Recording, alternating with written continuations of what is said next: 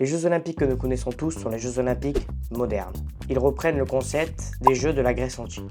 Les Jeux Olympiques antiques sont des Jeux sportifs dits panthétériques, qui ont donc lieu tous les 4 ans. Il est un peu technique celui-là, je sais. Les Jeux Olympiques antiques sont organisés à partir du 8e siècle avant Jésus-Christ entre les cités grecques. Ils sont organisés dans le cadre d'un festival religieux en l'honneur de Zeus. Bref, voilà pour la base. Maintenant passons aux Jeux Olympiques modernes. Les Jeux modernes sont rénovés par le baron français Pierre de Coubertin en 1894. Il fonde par la même occasion le Comité international olympique, le CIO. Il naît le 1er janvier 1853 à Paris. Historien et pédagogue français. Il a particulièrement milité pour l'introduction du sport dans les milieux scolaires. Bon, voilà pour la fondation des Jeux. Les premiers Jeux d'été se déroulent donc à Athènes en 1896. Les premiers Jeux olympiques en France ont lieu durant l'année 1900 dans le cadre de l'exposition universelle qui a vu en outre l'arrivée de la première ligne de métro à Paris. Il faudra attendre 1924 pour voir les premiers Jeux d'hiver à Chamonix et les deuxièmes dans la ville de Paris. A l'origine, les Jeux d'été et d'hiver ont lieu tous les 4 ans la même année et dans le même pays hôte. Ils seront décalés de 2 ans en 1994. Durant l'histoire, les JO ont été annulés que 3 fois, en 1916, 1940 et 1944, à cause des guerres mondiales. Et en 2020, ils ont été décalés à cause de la crise du Covid-19. Bon, voilà pour l'historique. Maintenant passons au sujet qui nous intéresse vraiment, qui est le sport. Vous avez sûrement déjà entendu parler de légendes comme Michael Phelps, Usain Bolt ou encore Marie-Josée Pérec. Usain Bolt dit l'homme le plus rapide du monde. Il lui aura fallu seulement 9 secondes et 58 centièmes pour faire 100 mètres. C'est juste stratosphérique. Encore aujourd'hui, ce record semble impossible à battre.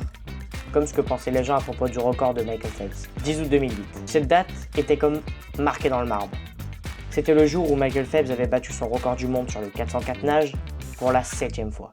For Michael Phelps, new world record and gold medal number 1 at these Beijing Games. Il a donc battu au total le record du monde près de 8 fois. C'est juste énorme. Tout le monde pensait que ce record était impossible à aller chercher, sauf un homme, Léon Marchand.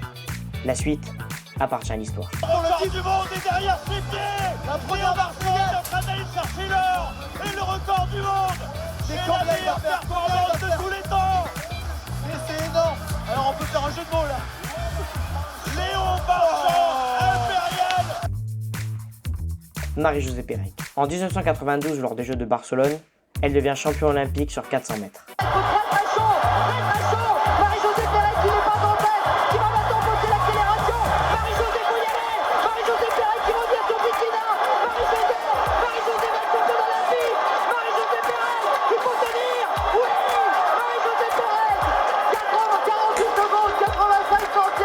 Et 4 ans plus tard, aux Jeux d'Atlanta, une étoile filante passa sur la ville. Elle décrocha l'or sur 200 et 400 mètres. Elle reste encore à ce jour l'une des plus grandes championnes olympiques françaises.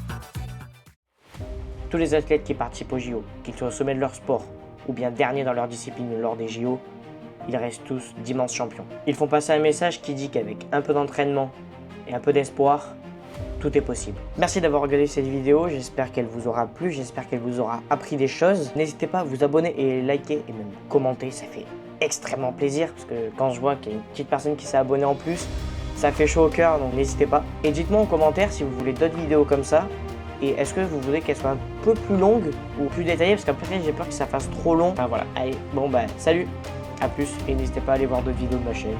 Au passage.